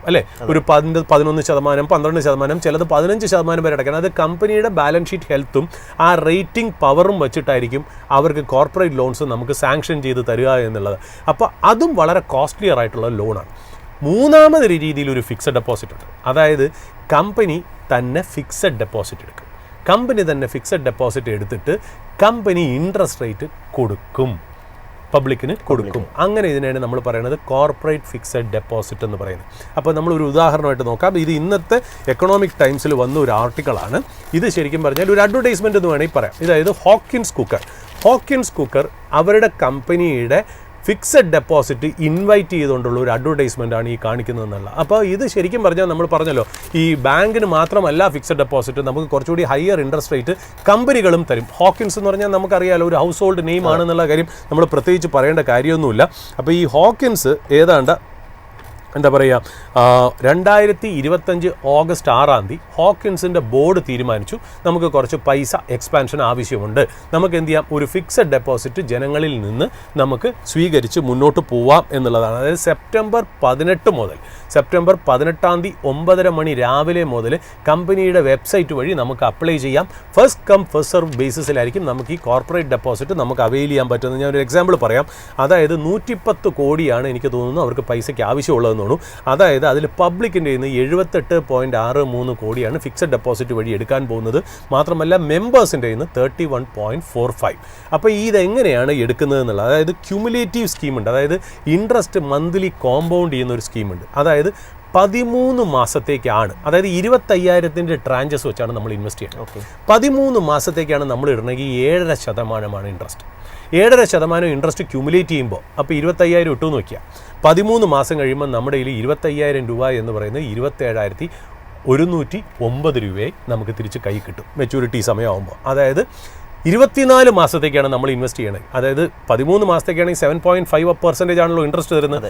എന്നാൽ 24 മാസത്തേക്കാണെങ്കിൽ 7.75% ആണ് നമുക്ക് തരുന്നത് എന്നുള്ളത്. അതായത് 25,000 ഇട്ടാൽ 29,177 നമുക്ക് കിട്ടും. 36 മാസത്തേക്കാണ് നമ്മൾ ഇടുന്നതെങ്കിൽ 8% ഇൻട്രസ്റ്റാണ് അവർ പേ ചെയ്യാൻ ഉദ്ദേശിക്കുന്നത്. അപ്പോൾ നമ്മുടെ 25,000 31,756 രൂപയായി നമുക്ക് മാറും എന്നുള്ളത്. അതായത് കോമ്പൗണ്ട് ഈൽഡ് ഏതാണ്ട് 8.3% വരെ. അപ്പോൾ ഇതൊരു ക്യുമുലേറ്റീവ് ആയിട്ടുള്ളൊരു പ്ലാനാണ് ഒരു സൈഡിൽ. ഇത് കൂടാതെ തന്നെ അവർക്ക് നോൺ ക്യുമുലേറ്റീവ് ആയിട്ടുണ്ട്. അതായത് സ്ട്രെയിറ്റ് അവേ നമ്മൾ ഈ പറഞ്ഞ പോലെ 13 മാസത്തേക്ക് ഇടുകയാണെങ്കിൽ 7.5% അവർ ഇൻട്രസ്റ്റ് റേറ്റ് തരും. 24 മാസത്തേക്കാണെങ്കിൽ 7.75% തരും. 36 മാസത്തേക്കാണെങ്കിൽ 8% തരും എന്നുള്ള ഈ കമ്പനി ഹോക്കിൻസ് കമ്പനി എന്ന് പറഞ്ഞാൽ 2025 95 കോടിയോളം പ്രോഫിറ്റ് ഉണ്ടാക്കിയ കമ്പനിയാണ്. 2024 109 കോടി പ്രോഫിറ്റ് ഉണ്ടാക്കി. 2025 114 കോടി പ്രോഫിറ്റ് ഉണ്ടാക്കിയ ഒരു കമ്പനിയാണ്. ഇവരുടെ ഫിക്സഡ് ഡെപ്പോസിറ്റിനെ ഐക്ര റേറ്റ് ചെയ്തിരിക്കുന്ന AM-, അതായത് സ്റ്റേബിൾ, അതായത് ഹൈ ക്രെഡിറ്റ് ക്വാളിറ്റി വിത്ത് ലോ ക്രെഡിറ്റ് റിസ്ക് എന്നാണ്. അപ്പോൾ കമ്പനികളും ഫിക്സഡ് ഡെപ്പോസിറ്റ് റേസ് ചെയ്ത് മുന്നോട്ട് പോവും. നമ്മളെപ്പോലത്തെ പബ്ലിക്കിന് അത് സബ്സ്ക്രൈബ് ചെയ്യാം. ബാങ്ക് ഇൻട്രസ്റ്റിനേക്കാളും നമുക്ക് കുറച്ചുകൂടി കൂടുതൽ കാശ് കിട്ടുമെന്നുള്ളൊരു ഇമ്പോർട്ടൻറ്റ് കാര്യം. കമ്പനികളെ സംബന്ധിച്ചുള്ള ഒരു അഡ്വാൻറ്റേജ് എന്ന് പറഞ്ഞാൽ ഇക്വിറ്റി ഡൈല്യൂട്ട് ചെയ്ത് ഷെയർ ഹോൾഡർ വാല്യൂ കുറയ്ക്കേണ്ട ഒന്നാമത്തെ കാര്യം. രണ്ടാമത്തെ കാര്യം, വലിയ കോർപ്പറേറ്റ് ലോൺ എടുത്ത് 11%, 12%, 14% ഇൻട്രസ്റ്റ് റേറ്റ് അടച്ച് പ്രോഫിറ്റബിലിറ്റി കുറയ്ക്കേണ്ട. പകരം 8% മാത്രം ഒരു കോർപ്പറേറ്റ് ഡെപ്പോസിറ്റ് സ്വീകരിച്ചുകൊണ്ട് ഇൻട്രസ്റ്റ് റേറ്റ് കൊടുത്ത് 8.3 ക്യുമുലേറ്റീവ് ബേസിൽ ഏറ്റവും ഹയസ്റ്റ് വരുന്നിടത്ത് കമ്പനിക്ക് അത് ഗ്രോ ചെയ്യാം എന്നുള്ളതാണ്. ഹോക്കിൻസ് ഇതുവരെ അങ്ങനെ ഒരു ഡീഫോൾട്ട് ഒന്നും അതിനകത്ത് ചെയ്തില്ല എന്നുള്ള ഇന്നത്തെ എക്കണോമിക് ടൈംസിൽ ഡീറ്റെയിൽസ് ഉണ്ട്. അത് വേണമെങ്കിൽ സാധാരണ ആൾക്കാർക്ക് അത് ഉപയോഗപ്രദമാക്കാം എന്നുള്ളതോട് പറഞ്ഞു വയ്ക്കുന്നു. വിഷ്ണു, ഇന്ന് പ്രേക്ഷകർക്ക് പങ്കുവയ്ക്കാനായിട്ട് ഏതെങ്കിലും ഒരു പുതിയ ബിസിനസ് താങ്കളുടെ കയ്യിലുണ്ടോ? വിഷ്ണു, ഇപ്പോൾ നമ്മൾ ഒരു സ്പോട്ട്ലൈറ്റ് ബിസിനസ് എന്ന് പറഞ്ഞ് നമ്മൾ അവതരിപ്പിക്കുമ്പോൾ ഇന്ന് ഞാനൊരു കമ്പനി പറയാൻ വെച്ചാൽ നമ്മൾ സാധാരണ നമ്മൾ ഡെയിലി യൂസ് കാര്യങ്ങളുണ്ട്. അതായത് നമ്മുടെ കണ്ണിൽ കൂടെ നമ്മൾ ദിവസവും ഈ പ്രോഡക്ട്സുകളെ കാണും. എന്നാൽ അതിൻ്റെ പുറകിൽ ഒളിഞ്ഞിരിക്കുന്ന ഹിഡൻ മെറ്റീരിയൽസിനെ കുറിച്ച് നമ്മൾ ആലോചിക്കാറില്ല. ഉദാഹരണത്തിന് ഇപ്പോൾ ടയർ. ഇപ്പോൾ നമ്മൾ ടയർ എന്ന് പറയുന്നത് ഓൾ ടുഗെദർ ഒരു ടയർ എന്നുള്ളതിന് മാത്രമേ നമ്മൾ കാണുന്നുള്ളൂ. ഈ ടയറിന് എന്താണ് ടയർ ആക്കുന്നത്, അതായത് ടയറിൻ്റെ പുറകിൽ ഒളിച്ചിരിക്കുന്ന ഹിഡൻ മെറ്റീരിയൽസ് എന്താണെന്ന് ചോദിച്ചാൽ നമ്മൾ ആരും ശ്രദ്ധിക്കാറില്ല എന്നുള്ള. പക്ഷേ അത് വളരെ ഇമ്പോർട്ടൻ്റ് ആണ് ഒരു ബിസിനസ്സിനെ സംബന്ധിച്ചിടത്തോളം എന്നുള്ള ഒരു കാര്യമാണ് ഞാനിവിടെ അവതരിപ്പിക്കാൻ വന്നത്. അപ്പോൾ എല്ലാ കാര്യത്തിൻ്റെ പുറകിലും ഹിഡൻ ആയിട്ട് കുറച്ച് കാര്യങ്ങൾ ഉണ്ട് എന്നുള്ള ഒരു പെർസ്പെക്റ്റീവിലാണ് ഞാൻ ഈ ഒരു ബിസിനസ്സിനെ ഇന്ന് നമ്മുടെ സ്പോട്ട്ലൈറ്റിൽ അവതരിപ്പിക്കുന്നത് എന്നുള്ള. അതായത് ഇപ്പോൾ കാർബൺ ബ്ലാക്ക് എന്ന് പറയുന്ന ഒരു പ്രോഡക്റ്റ് ഹിഡൻ ആയിട്ടുള്ള പ്രോഡക്റ്റ്. കാര്യം നമ്മൾ ജീവിതത്തിൽ നമ്മൾ ഒരിക്കലും ഡെയിലി യൂസേജിൽ നമ്മൾ കാർബൺ ബ്ലാക്ക് എന്നുള്ളൊരു വാക്ക് കേൾക്കാറില്ല. എന്നാൽ ഈ കാർബൺ ബ്ലാക്ക് ഉപയോഗിച്ചുകൊണ്ടുള്ള പല പ്രോഡക്ട്സും നമ്മുടെ ജീവിതത്തിനെ തൊട്ടു പോകുന്നു എന്നുള്ളതാണ് അതിനകത്ത് ഇമ്പോർട്ടൻ്റ് ആയിട്ടുള്ള ഒരു കാര്യം എന്ന് പറയുന്നത്. അപ്പോൾ ഈ കാർബൺ ബ്ലാക്ക് എന്ന് പറഞ്ഞാൽ ഒരു ഫൈൻ ബ്ലാക്ക് പൗഡർ ആട്ടോ. അത് ഒരു ബ്ലാക്ക് പൗഡർ എന്ന് വേണമെങ്കിൽ അതിനെ പറയാം, ഒരു ഫൈൻ ആയിട്ടുള്ള പൗഡറാണ്. അതായത് ഈ ഹെവി പെട്രോളിയം പ്രോഡക്ട്സ്, അതായത് ടാറോ ഫ്യൂൽ ഓയിലോ പോലത്തെ ഹെവി ആയിട്ടുള്ള പെട്രോളിയം പ്രോഡക്ട്സ് ബേൺ ചെയ്ത് കിട്ടുന്ന ഒരു പൗഡറാണ് ഈ കാർബൺ ബ്ലാക്ക് എന്ന് പറയുന്നത്. ഇത് ശരിക്കും പറഞ്ഞാൽ എവറിഡേ യൂസിൽ നമ്മളിത് കാണുന്നുണ്ട്, പക്ഷേ നേരിട്ട് നമ്മളത് മനസ്സിലാക്കുന്നില്ല എന്ന് മാത്രം. ഉദാഹരണത്തിന് ഈ കാർബൺ ബ്ലാക്ക് ലോകത്തുണ്ടാക്കുന്ന ഗ്ലോബലി ഉണ്ടാക്കുന്ന കാർബൺ ബ്ലാക്കിൻ്റെ 70% ടയറിലാണ് യൂസ് ചെയ്തത്. നമ്മൾ കാണുന്ന കാറുകളുടെ ടയർ ഉണ്ടല്ലോ, ഈ ടയറിലാണ് ഗ്ലോബൽ പ്രൊഡക്ഷൻ്റെ 70% നമ്മൾ യൂസ് ചെയ്യുന്നത്. എന്താണെന്നറിയോ, അതിൽ ശരിക്കും പറഞ്ഞാൽ ഈ ടയറിനെ എന്ത് ഹെൽപ്പാണ് ഈ കാർബൺ ബ്ലാക്ക് ചെയ്യുന്നതെന്ന് വെച്ചാൽ അത് കുറച്ചുകൂടി സ്ട്രോങ്ങർ ആക്കും, മോർ ഡ്യൂറബിൾ ആക്കും, അതായത് ലോങ് ലാസ്റ്റിംഗ് ആക്കും. വെയർ ആൻഡ് ടയറൊക്കെ ഒന്ന് റെസിസ്റ്റ് ചെയ്യാനായിട്ടുള്ള കപ്പാസിറ്റി കാർബൺ ബ്ലാക്ക് ടയറിന് കൊടുക്കുന്നു. അത് മാത്രമല്ല ആ ടയറിന് കറുത്ത കളറും കൂടി കൊടുക്കുന്നത് ഈ കാർബൺ ബ്ലാക്ക് ആണെന്നുള്ളത്. അപ്പോൾ കാർബൺ ബ്ലാക്ക് എന്ന് പറയുന്ന ഒരു മെറ്റീരിയൽ ടയറിൽ ഭയങ്കര രീതിയിൽ ലോകത്ത് യൂസ് ചെയ്യേണ്ടെന്നുള്ള ഒന്നാമത്തെ കാര്യം. രണ്ടാമത് ഈ പ്ലാസ്റ്റിക് പൈപ്പ്സ്, കേബിൾസ്, അതായത് കേബിൾസ് ഒക്കെ കണ്ടിട്ടില്ലേ ഈ കറുത്ത നിറത്തിൽ, അതിനൊക്കെ ശരിക്കും പറഞ്ഞാൽ കാർബൺ ബ്ലാക്ക് അതിൻ്റെ കോട്ടിങ്ങിലൊക്കെ നന്നായിട്ട് യൂസ് ചെയ്യുന്നുണ്ട്. കാര്യം വെച്ചാൽ ഈ കാർബൺ ബ്ലാക്ക് ഇതിന് ഒരുപാട് UV അൾട്രാ വയലറ്റിൽ നിന്ന് ആ ഒരു റെസിസ്റ്റൻസ് കൊണ്ടുവരുന്ന ഒരു പ്രോഡക്റ്റായിട്ടാണ് കാർബൺ ബ്ലാക്ക് ഈ വയേഴ്സിലും അല്ലെങ്കിൽ പൈപ്പ്സിലൊക്കെ, പ്ലാസ്റ്റിക് പൈപ്പ്സിലൊക്കെ ഇതിനെ യൂസ് ചെയ്യുന്നതെന്നുള്ള. അപ്പോൾ ഈ ശരിക്കും പറഞ്ഞാൽ വലിയ ലാർജ് ആപ്ലിക്കേഷൻസിനൊക്കെ ഉള്ള വലിയ വലിയ കേബിൾസിലാണ് നമ്മൾ കറുത്ത കളറിൽ കാണുന്നത്. ഈ ചെറിയ വീട്ടിലെ വയറിങ് മാത്രമല്ല, നമ്മൾ ഈ ഇൻഡസ്ട്രിയൽ ആപ്ലിക്കേഷൻസിനൊക്കെ യൂസ് ചെയ്യുന്ന വയർ മിക്കവാറും നമ്മൾ കണ്ടു കാണും ബ്ലാക്ക് കളറാണ്. അതായത് UV റെസിസ്റ്റൻസിന് വേണ്ടിയിട്ട് കാർബൺ ബ്ലാക്ക് യൂസ് ചെയ്യുന്നതാണ്. അത് മാത്രമല്ല, ആ കറുത്ത കളർ കൊടുക്കുന്നതും ഈ കാർബൺ ബ്ലാക്ക് ആണ് എന്നുള്ളതാണ് ഇമ്പോർട്ടൻ്റ് ആയിട്ടുള്ള പ്രത്യേകത. പിന്നെ നമ്മൾ ഈ പ്രിൻറ്റിങ്ങിൻ്റെ ഇങ്ക്, ആ ഒരു പെയിൻറ്റുകൾ, ഇതിനൊക്കെ നമ്മൾ ആ കറുത്ത കളർ യൂസ് ചെയ്യാൻ അല്ലെങ്കിൽ കിട്ടാനായിട്ട് നമ്മൾ യൂസ് ചെയ്യുന്നത് ഈ പറയുന്ന പോലെ കാർബൺ ബ്ലാക്ക് എന്ന് പറയുന്ന ഒരു പ്രോഡക്റ്റാണ്. പിന്നെ ഇലക്ട്രോണിക്സ്, നമ്മൾ അതായത് ഫിലിംസ്, ബാറ്ററീസ്, കോട്ടിങ്സിലൊക്കെ കാർബൺ ബ്ലാക്ക് നല്ല രീതിയിൽ യൂസ് ചെയ്യുന്നു എന്നുള്ള.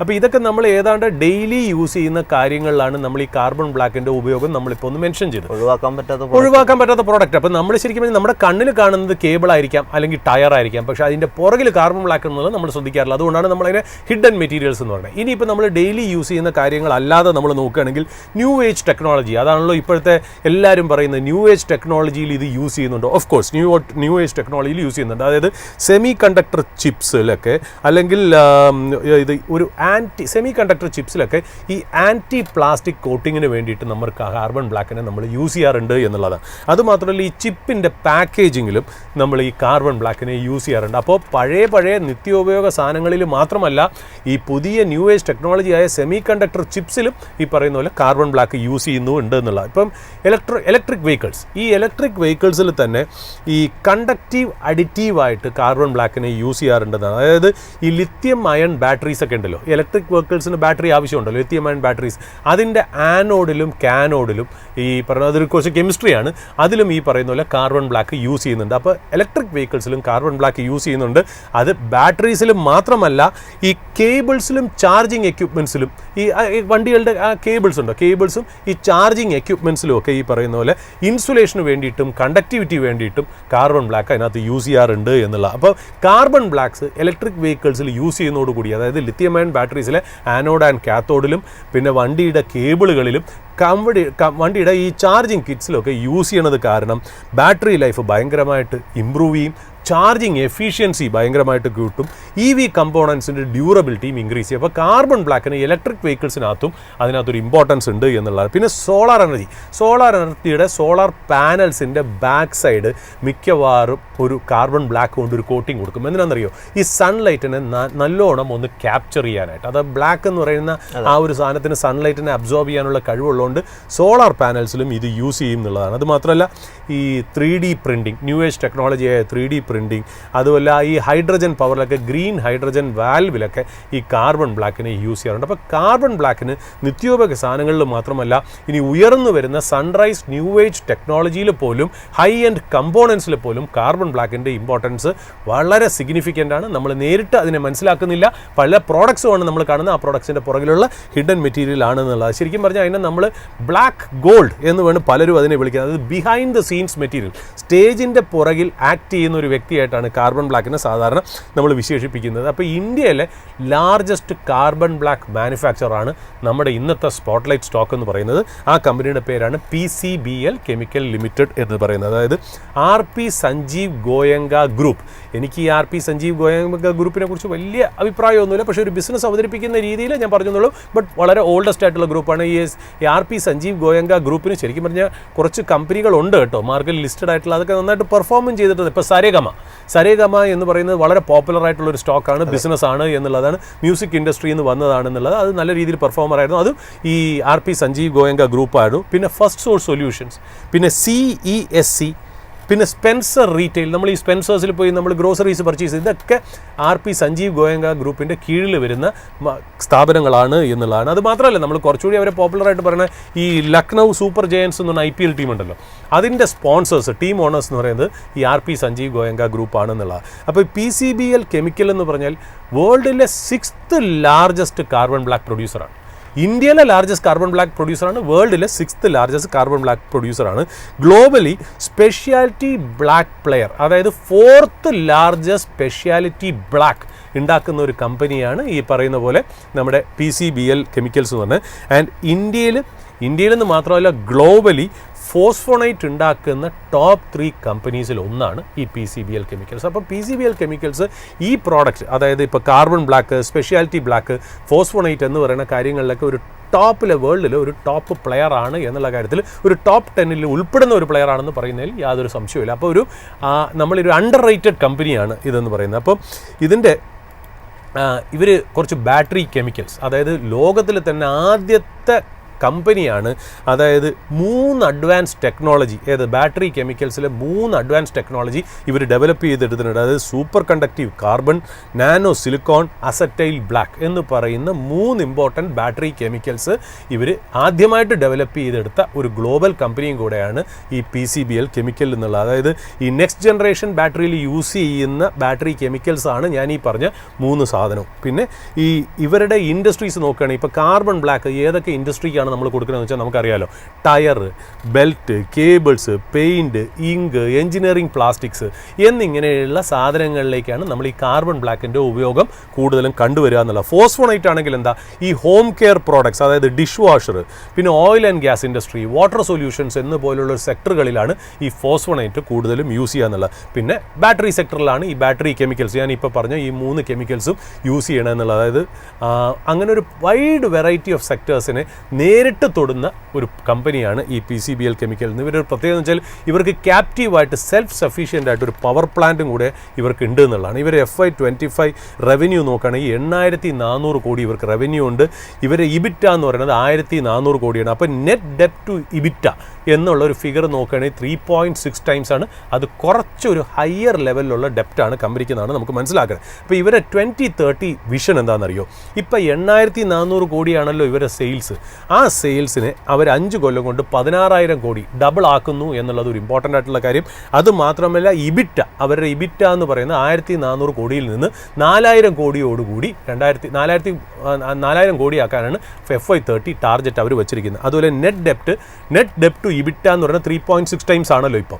അതിൽ നിന്ന് കുറച്ച് 1 ടൈമിൻ്റെ താഴേക്ക് കൊണ്ടുവരാൻ, അതായത് വളരെ നല്ല രീതിയിലുള്ള ഒരു ഇംപ്രൂവ്ഡ് ഫിനാൻഷ്യൽ പെർഫോമൻസ് ആണ് അവർ 5 കൊല്ലം കൊണ്ട് അവർ ടാർഗറ്റ് ചെയ്യണമെന്നുള്ള. അപ്പോൾ അവർ ശരിക്കും പറഞ്ഞാൽ അവർ ഇത് കൊണ്ടുവരാൻ ഉദ്ദേശിക്കുന്നത് വാല്യൂ ആഡഡ് ആയിട്ടുള്ള നെക്സ്റ്റ് ജനറേഷൻ പ്രോഡക്ട്സ്, കപ്പാസിറ്റി അഡീഷണലൊക്കെ കൂടെയാണ് അവർ കൊണ്ടുവരാൻ ഉദ്ദേശിക്കുന്നത്. ഇവരുടെ മാനുഫാക്ചറിങ് ഫെസിലിറ്റി എന്ന് പറഞ്ഞാൽ 7 മാനുഫാക്ചറിങ് ഫെസിലിറ്റി ഉണ്ട് അവർക്ക്. ഇന്ത്യയിൽ ഗുജറാത്തിൽ 2, കേരളത്തിൽ 1, തമിഴ്നാട്ടിൽ 1, മഹാരാഷ്ട്രയിൽ 2, വെസ്റ്റ് ബംഗാളിൽ 1. ഇവർക്ക് പുറത്ത് രാജ്യങ്ങളിൽ സൗദി അറേബ്യയിൽ 1, അമേരിക്കയിൽ 1 ഫെസിലിറ്റി അവർക്കുണ്ടെന്നുള്ളതാണ്. കമ്പനിക്ക് 20-ൽ പരം ഗ്ലോബൽ ഓഫീസുകളുള്ള ഒരു കമ്പനിയാണ്. വെയർ ഹൗസ് എന്ന് പറഞ്ഞാൽ 20 വെയർ ഹൗസ് ഉണ്ട്. 7 യുണൈറ്റഡ് സ്റ്റേറ്റ്സ് ഓഫ് അമേരിക്ക, 8 യൂറോപ്പിൽ, 5 ഏഷ്യയിൽ. ഇവർക്ക് ഗ്ലോബൽ R&D ഇന്നോവേറ്റീവ് സെൻറ്റേഴ്സ് ഉണ്ട്. അതെവിടെയൊക്കെയെന്നറിയോ, ഇന്ത്യയിൽ 2 ഒന്ന് ബാംഗ്ലൂർ, പിന്നെ ഇന്ത്യയിൽ 2 ഉണ്ട്. ഞാൻ മനസ്സിലാക്കുന്നത് ബെൽജിയത്തിൽ ഇവർക്ക് 2 ഉണ്ട്, ഓസ്ട്രേലിയയിലും കൂടെ 1 ഉണ്ടെന്നാണ്.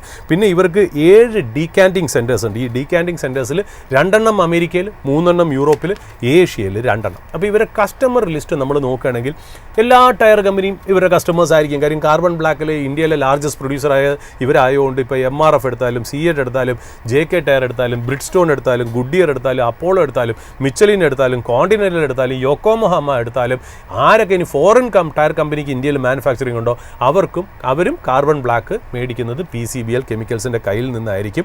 അതുമാത്രമല്ല ഇവരുടെ പ്രോഡക്റ്റ് നമ്മൾ ഡിഷ് വാഷറിലും ഈ ഹോം കെയർ പ്രോഡക്ട്സിലും ഇവർ യൂസ് ചെയ്യുന്നുണ്ട് എന്ന് പറയുന്നല്ലോ. അപ്പോൾ അത് കാരണം തന്നെ FMCG മേജേഴ്സായ പ്രോക്ടർ ആൻഡ് ഗ്യാമ്പിളും യൂണിലിവറും ഇവരുടെ ക്ലയൻസ് ആണെന്നുള്ളതാണ്. കെമിക്കൽ സെക്ടറിൽ, അതായത് ഇവർ ബാറ്ററി കെമിക്കൽസ് ഒക്കെ ഉണ്ടാക്കുന്നു എന്ന് പറഞ്ഞല്ലോ, അത് കൂടുതലും പർച്ചേസ് ചെയ്യുന്ന ഇവരെ ക്ലയൻസ് ആയിട്ടുള്ള ലയോണ്ടൽ ബേസൽ, BASF പോലുള്ള കമ്പനികൾ ഇവരെ ക്ലയൻ്റ് ആണ് എന്നുള്ളത്. അപ്പോൾ കാർബൺ ബ്ലാക്ക് എന്ന് പറയുന്ന ഒരു ഹിഡൻ മെറ്റീരിയലിനെ ബേസ് ചെയ്തിട്ടാണ് നമ്മൾ ഇന്നൊരു സ്പോട്ട്ലൈറ്റ് ബിസിനസ് അവതരിപ്പിച്ചത്. ആ കമ്പനിയുടെ പേരാണ് PCBL കെമിക്കൽസ്. ഡെപ്റ്റ് ഇത്തിരി ഹൈ ആണ്, മാനേജ്മെൻറ്റ് അത്ര അപ്രൈറ്റ് ആണെന്ന് പറയാൻ പറ്റില്ല, എന്നാൽ അവരെ സരിഗമ പോലത്തെ ഒരു സ്റ്റോക്കുകൾ നല്ല പെർഫോമർ ആയിരുന്നു എന്നുള്ളതാണ്. ഇതൊരു ബിസിനസ് ആയിട്ട് നമ്മൾ ജനങ്ങളുടെ മുന്നിൽ അവതരിപ്പിച്ചു. ഒരു ഹിഡൻ മെറ്റീരിയൽ ഡീൽ ചെയ്യുന്ന ഒരു കമ്പനി എന്നുള്ള രീതിയിൽ ഒരു സോളിസിറ്റേഷനോ റെക്കമെൻഡേഷനോ അഡ്വൈസ് ആയിട്ടോ പ്രേക്ഷകർ ഇതിനെ എടുക്കാതിരിക്കുക. നിങ്ങളുടെ ഇൻവെസ്റ്റ്മെൻറ്റ് ഡിസിഷൻസ് ഒരു രജിസ്റ്റേർഡ് ഇൻവെസ്റ്റ്മെൻറ്റ് അഡ്വൈസറിൻ്റെ ശിക്ഷണത്തിൽ അല്ലെങ്കിൽ അഡ്വൈസിൽ മാത്രം നിങ്ങൾ മുന്നോട്ട് കൊണ്ടുപോവുക. Over to you Vishnu. Thank you sir, ഇത്രയും അപ്ഡേറ്റ്സ് ഒക്കെ പങ്കുവച്ചതിന്. ഏതായാലും നമ്മുടെ ഈ ഒരു ഓപ്പണിംഗ് അവേഴ്സിൻ്റെ ഒരു സെഷൻ വൈൻഡ് അപ്പ് ചെയ്യാൻ സമയമായിരിക്കുകയാണ്. നമ്മൾ അടുത്ത മണിക്കൂറിലൊക്കെ കൂടുതൽ അപ്ഡേറ്റ്സ് ഒക്കെ ആയിട്ട് നിങ്ങളുടെ കൂടെ ജോയിൻ ചെയ്യുന്നതാണ്. സോ ഈ ഒരു ഷോ അവസാനിക്കുകയാണ്. Stay tuned.